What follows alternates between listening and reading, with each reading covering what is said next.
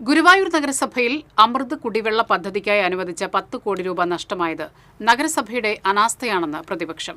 പദ്ധതി എത്രയും പെട്ടെന്ന് പൂർത്തീകരിക്കാൻ നടപടി സ്വീകരിക്കുമെന്ന് ചെയർപേഴ്സൺ സുനിത അരവിന്ദൻ കൗൺസിലിന് ഉറപ്പു നൽകി.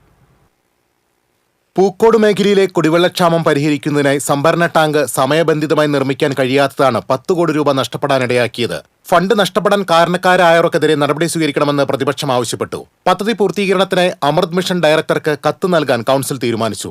അമൃത് ഗാർഹിക കുടിവെള്ള പദ്ധതിയിൽ കൂടുതൽ വീടുകൾക്ക് കണക്ഷൻ നൽകും. അപേക്ഷ നൽകിയിട്ടും കണക്ഷൻ ലഭിക്കാത്ത 1000-ഓളം പേരെ കൂടി പദ്ധതിയുടെ ഭാഗമാക്കും. ഇതിനായി 1 കോടി രൂപ നഗരസഭ അധികം നൽകാനും കൗൺസിൽ തീരുമാനിച്ചു. കൗൺസിൽ ഹാളിൽ പുതിയതായി സ്ഥാപിച്ച മൈക്ക് സംവിധാനത്തിനെതിരെ പ്രതിപക്ഷം എതിർപ്പ് അറിയിച്ചു. 46 കൗൺസിലർമാർക്കും ഇരിപ്പിടത്തിൽ തന്നെ പ്രത്യേക മൈക്കുകൾ സ്ഥാപിച്ചിട്ടുണ്ട്. എന്നാൽ ഈ മൈക്കുകൾ ഇരുന്ന് സംസാരിക്കാൻ പാകത്തിലാണ് രൂപകൽപ്പന ചെയ്തിരിക്കുന്നത്. കൗൺസിൽ മര്യാദയനുസരിച്ച് സംസാരിക്കാൻ എഴുന്നേറ്റ് നിൽക്കുമ്പോൾ മൈക്ക് വളരെ താഴെയാണ് സ്ഥിതി ചെയ്യുന്നത്. മൈക്ക് സംവിധാനം സ്ഥാപിച്ചതിലെ അശാസ്ത്രീയത പ്രതിപക്ഷ നേതാവ് ബഷീർ പൂക്കോടാണ് ചൂണ്ടിക്കാട്ടിയത്. പ്രശ്നം പരിഹരിക്കാമെന്ന് ചെയർപേഴ്സൺ സുനിത അരവിന്ദൻ ഉറപ്പു നൽകി. TCV news, Guruvayur.